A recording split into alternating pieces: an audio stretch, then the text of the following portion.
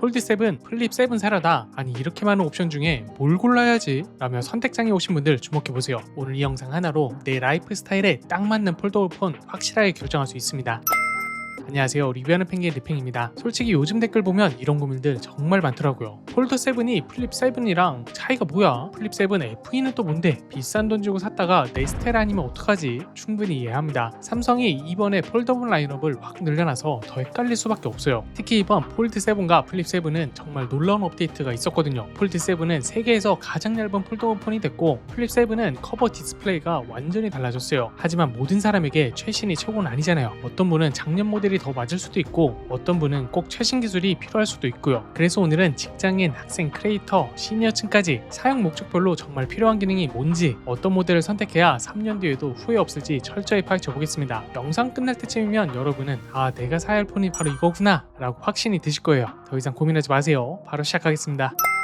자, 본격적으로 들어가기 전에 이번 삼성 폴더블 라인업이 어떻게 구성되어 있는지 쉽게 정리해 볼게요. 솔직히 종류가 너무 많아서 헷갈리실 만해요. 이번에 삼성이 내놓은 폴더블 폰은 총 3가지예요. 마치 스마트폰계의 패밀리 레스토랑 같달까요? 다양한 취향과 예산에 맞춰 선택할 수 있게 구성이 났거든요. 첫 번째는 갤럭시 Z 플립 FE. 이건 든든한 가정식 같은 느낌이에요. 기본에 충실하면서도 부담스럽지 않은 가격대로 시작하는 모델이죠. 110만원대로 시작해서 폴더블 입문용으로 딱이에요. 두 번째는 갤럭시 Z 플립 7. 이건 트렌디한 브런치 정도로 생각하시면 돼요. 스타일리시하면서도 실용적이고, 특히 젊은 층이나 패션에 관심 많은 분들이 좋아할 만한 포지션이거든요. 4.1인치 커버 디스플레이가 진짜 미쳤어요. 마지막으로 갤럭시 Z 폴드 7. 이건 완전히 풀코스 파인 다이닝이에요. 225만원부터 시작하는 프리미엄 라인인데 진짜 모든 걸 다 갖춘 올인원 디바이스죠. 진짜 재밌는 건 이번에 삼성이 사용자 데이터를 정말 꼼꼼히 분석해서 각 모델을 만들었다는 점이에요. 그리고 최근 시장 조사 결과를 보면 폴더블 폰에 대한 관심이 계속 높아지고 있는 추세거든요. 특히 휴대성과 대화면을 동시에 원하는 소비자들의 니즈를 정확히 겨냥한 라인업이라고 볼 수 있어요. 특히 가격대를 보면 전략이 보여요. FE는 110만원, 플립 7은 140만원, 폴드 7은 225만원으로 거의 80만원씩 차이가 나죠. 이렇게 보면 소비자 입장에서 조금 더 보태서 상위 모델을 하는 심리를 자극하면서도 동시에 각자 예산에 맞는 선택지를 제공하는 거예요. 그럼 이제 각 모델이 정확히 누구를 위한 제품인지, 어떤 상황에서 빛을 발하는지 자세히 알아볼게요.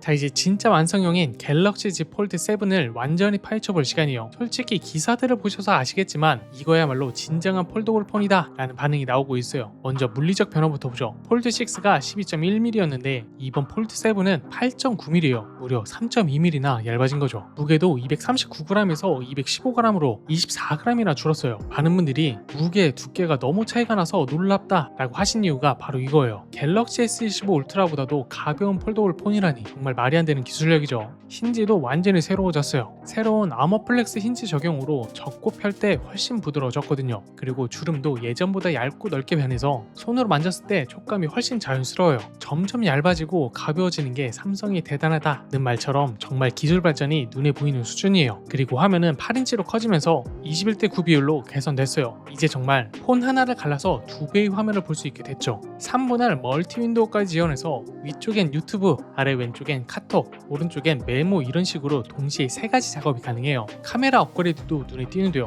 이어카소 메인 카메라가 S25 울트라와 동일한 스펙이고 AR 기능들도 대거 추가됐거든요. 생성형 지우개로 사진 속 불필요한 객체 제거하고 오디오 지우개로 영상 속 자금까지 없앨 수 있어요. 다만 UHD가 사라지고 펀치홀로 바뀐 건 호불호가 갈릴 것 같아요. 그럼 제가 폴드 7을 추천하는 분들은 누구일까요? 첫 번째, 멀티태스킹이 생활인 직장인 분들이에요. 특히 이미 폴더블의 장점을 아시는 분들에겐 확실한 업그레이드예요. 클라이언트 미팅에서 제안서 보여주면서 동시에 계산하고 메모하는 게 이렇게 자연스러울 수가 없거든요. 두 번째는 콘텐츠 제작하시는 분들이에요. 8인치 대화면에서 촬영 결과 실시간으로 확인하면서 각도 조절할 수가 있고, 제미나이 라이브 화면 공유 기능으로 실시간 스트리밍도 훨씬 편해졌어요. 세 번째는 최신 기술 얼리 어답터 분들이죠. 길 가다가 사람들 시선 받는 거 좋아하고 남들보다 먼저 신기술 경험하고 싶은 그런 성향이라면 폴드 7이 딱이에요. 다만 솔직히 아쉬운 점들도 있어요. S펜 온라인 지원이 이제는 안 되거든요. 그리고 배터리가 4400mAh로 전작과 동일한 것도 아쉽고 충전 속도도 25W로 제한되는 점, 반사 방지 코팅이 없어서 야외에서 내 얼굴이 비치는 것도 조금 거슬려요. 가격도 255만원대로 올랐다는 게 마찬가지로 부담스럽긴 하죠. 하지만 고성능 태블릿과 플래그십 스마트폰을 따로 사면 얼마나 나올까요? 그런 관점에서 보면 오히려 합리적일 수도 있죠. 결론적으로 폴드7은 진정한 올인원 디바이스를 원하시는 분, 업무 효율성을 극대화하고 싶으신 분,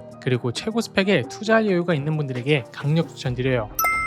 자, 이번엔 정말 많이 업그레이드된 갤럭시 Z 플립 7을 살펴볼게요. 솔직히 이번 플립 7은 드디어 커버 화면을 제대로 쓸 수 있게 됐구나 싶을 정도로 완전히 달라졌어요. 가장 눈에 띄는 변화는 뭐니뭐니 해도 커버 디스플레이죠. 기존 3.4인치에서 4.1인치로 커지면서 이제 정말 풀스크린이 됐어요. 카메라 부분을 뚫고 나가는 디자인으로 마치 작은 스마트폰을 하나 더 가진 느낌이랄까요. 120Hz 주사율에 2600니트 밝기까지 지원해서 야외에서도 선명하게 볼 수가 있어요. 메인 화면도 6.7인치에서 6.9인치로 커졌고 21대9 비율로 개선돼서 영상 시청할 때 훨씬 몰입감이 좋아졌어요. 특히 세로로 길쭉했던 기존 화면 비율이 개선돼서 한 손으로 타이핑할 때도 훨씬 편해졌죠. 그리고 배터리도 4000mAh에서 4300mAh로 늘어났어요. 300mAh 증가가 별거 아닌 것 같지만 플립 사용자들이 가장 아쉬워했던 부분이 바로 배터리 지속력이었거든요. 이제 하루 종일 써도 충분할 것 같아요. 하지만 여기서 조금 우려되는 부분도 있어요. 바로 엑시노스 2500 칩셋이에요. 많은 분들이 엑시노스가 진짜 잘 나오길 기도함 이라고 하시는 분들은 심정이 충분히 이해돼요. 전작이 스냅드래곤 8 젠3였는데 이번엔 엑시노스로 바뀌었거든요. 성능이나 발열 관리 면에서는 업그레이드보다는 업그레이드된 느낌을 받을 수가 있어요. 그럼 제가 플립 7을 추천한 분들은 누굴까요? 첫 번째, 스타일과 트렌드를 중시하시는 젊은 층이에요. 특히 인스타그램이나 틱톡 같은 SNS를 자주 사용하시는 분들 말이죠. 커버 화면으로 셀카 찍을 때 메인 카메라를 쓸 수 있어서 화질이 훨씬 좋거든요. 게다가 접었을 때 크기가 정말 귀여워서 가방이나 주머니에 쏙 들어가요. 두 번째는 휴대성을 극도로 중시하시는 분들이에요. 큰 화면은 원하지만 들고 다니기는 부담스럽다고 느끼시는 분들에게 플립 7이 완벽한 솔루션이에요. 펼치면 일반 스마트폰처럼 큰 화면인데 접으면 정말 컴팩트하니까요. 세 번째는 커버 화면 활용도가 높은 분들이에요. 이제 4.1인치로 커지면서 간단한 답장, 날씨 확인, 음악 조절 같은 건 굳이 폰을 펼치지 않고도 확인할 수 있거든요. 특히 운전 중이거나 회의 중처럼 폰을 크게 펼치기 어려운 상황에서 정말 유용해요. 또 하나 주목할 점은 바로 색상이에요. 코랄 레드, 블루 섀도우, 제트 블랙으로 나왔는데 개인적으로는 플립 사용자들이 특별한 색상에 조금 더 관심이 많은 것 같다라는 생각이에요. 다만 아쉬운 점들도 솔직히 말씀드릴게요. 엑시노스 2500의 성능이 가장 변수예요. 게임을 자주 하시거나 고성능 작업을 하시는 분들에겐 조금 아쉬울 수 있어요. 그리고 여전히 S펜은 지원하지가 않고 무선 충전도 15W로 제한되어 있어요. 가격은 140만원대로 책정됐는데 전작과 비슷한 수준이에요. 폴드 7에 비하면 확실히 부담이 덜하긴 하지만 그래도 만만치 않은 가격이죠. 결론적으로 플립 7은 스타일과 실용성을 모두 잡고 싶으신 분, 휴대성이 최우선이신 분, 그리고 커버 화면 활용도가 높은 라이프 스타일을 가진 분들에게 추천드려요. 다만 고성능이 필요하거나 엑시노스에 대한 우려가 크신 분들은 조금 더 신중하게 고민해보시는 게 좋을 것 같아요. 자, 마지막으로 플립 7 FE를 자세히 살펴볼게요. 이 제품은 삼성이 폴더블 대중화를 위해 내놓은 전략적 모델이라고 할 수 있어요. 가장 큰 매력은 역시 가격이죠. 110만원부터 시작해서 드디어 폴더블 폰도 150만원대는 가격에 벽을 깼어요. 이게 얼마나 의미 있냐면 기존 폴더블은 대부분 140만원 이상이었거든요. 거의 30만원 이상 저렴해진 셈이에요. 스펙을 보면 엑시노스 2400이 탑재됐어요. 플립 7의 엑시노스 2500보다 한 세대 이전 칩셋이긴 하지만 일상 사용엔 전혀 문제없는 성능이에요. 유튜브 보고 SNS하고 카톡하는 정도면 버벅임 없이 쌩쌩 돌아가거든요. 디자인은 화이트와 블랙 두 가지로만 나왔어요. 플립 7의 다채로운 색상에 비하면 조금 아쉽긴 하지만 오히려 무난하고 깔끔한 느낌이에요. 특히 화이트 모델은 유광 처리가 되어 있어서 고급스러운 느낌도 나고요. 커버 디스플레이는 기존 플립 6와 동일한 3.4인치예요. 플립 7의 4.1인치에 비하면 확실히 작지만 시간 확인하고 알림 보는 정도로는 충분해요. 솔직히 처음 폴더블 써보시는 분들은 이 정도만으로도 신기하실 거예요. 그럼 제가 플립 7 FE를 추천한 분들은 누구일까요? 첫 번째는 폴더블이 궁금한데 너무 비싸서 망설였던 분들이에요. 특히 대학생이나 사회 초년생처럼 예산이 빠듯하지만 새로운 기술에 관심 많은 분들에겐 딱이죠. 일반 플래그십, 스마트 스마트폰 가격 기준에서 폴더블 경험을 할 수 있거든요. 두 번째는 실버 세대 중에서 새로운 컴팩트에 관심 있는 분들이에요.